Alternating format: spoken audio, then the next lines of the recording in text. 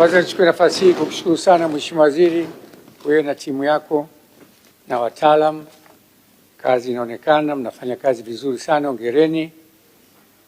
Niwapongeze wabunge, hoja za msingi zimesemwa, na hasa pale uliposema kwenye ku carry forward bundles ambayo mnasema nyinyi zitumike zote.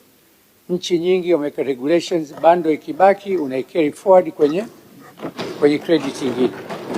Na ukitizama kwa hesabu ndogo tu, kwa wateja milioni 20 kwa uchache, kwa shilingi 50 ya kila bando ya mtu ambaye inaliwa, it's almost 1 billion.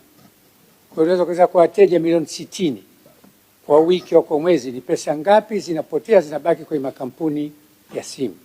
Hili jambo muhimu sana mkiweza kunena. Mheshimiwa Waziri, mobile penetration Tanzania ni kubwa zaidi ya nchi za jirani, lakini mpaka leo makampuni haya ya simu hayaoneshi faida. Wenye hisa zao hakuna dividend ambayo makampuni haya inatoa kwa watu wenye hisa. Jaribuni kukaa nao, tatizo ni kitu gani, watu wawekeza walipwe na serikali iweze kupata mapato mengi ya kutosha. Kuna nchi zimepiga marufuku mitandao hii kwa watoto chini ya miaka 16, lakini umeona ni kosa. Ni bora kutokupiga marufuku, sababu mitandao ina kazi yake vivyo. Bora contents zile ambazo hazina maadili ndio zizuiwe.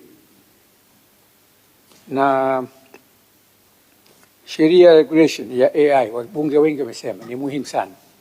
Ikitumika vibaya inaweza kadhalilisha watu, na watu wengi wameshadhalilika kwa taarifa za upotofu na picha za kubuniwa ambazo si za kwao, lakini zinaweka katika mazingira mabaya, na familia nyingi zinaharibikiwa kutokana na hisia na matumizi mabaya ya mitandao. Nawapongeza sana tena na wataalamu wenu wakiwa wabunge kwa kazi nzuri mmefanya.